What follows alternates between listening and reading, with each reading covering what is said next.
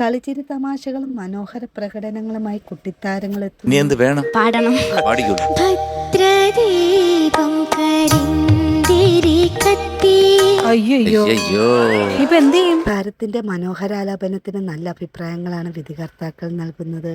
താരത്തിന് ഈ ഗാനത്തിന് 100 മാർക്ക് കിട്ടട്ടെ.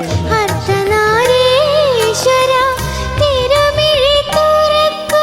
അതിമനോഹരമായിട്ട് പാടിയിട്ടോ. എന്ത് നല്ല ടോണായിരുന്നു. അതൊരു ദൈവാനുഗ്രഹമാണ്. പൂരം കാണാം പൂരം കാണാം പോരൂലേ.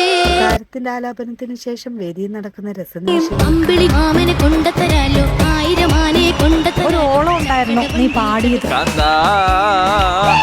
അയ്യോ അയ്യോ അയ്യോ അയ്യോ. സൂപ്പറായിരുന്നു. വിധികർത്താക്കളുടെ പ്രോത്സാഹനങ്ങളാണ് താരങ്ങൾക്ക് വേദിയിൽ ഗാനങ്ങൾ മനോഹരമായി ആലപിക്കുന്നത്. വൃന്ദാവനം എന്നുമുണ്ടാകുമോ. കുട്ടി ഒരു അസാധ്യ കുട്ടി തന്നെ.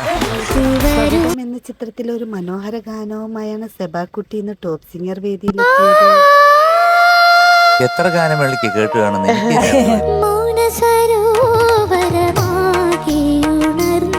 ധൈര്യമായിട്ട് മുന്നേറിക്കും. ജോൺസൺ മാഷിന്റെ സംഗീതത്തിൽ കെ.എസ്. ചിത്ര ആലപിച്ച ഗാനം അതേ മനോഹാരിതയിലാണ് താരം.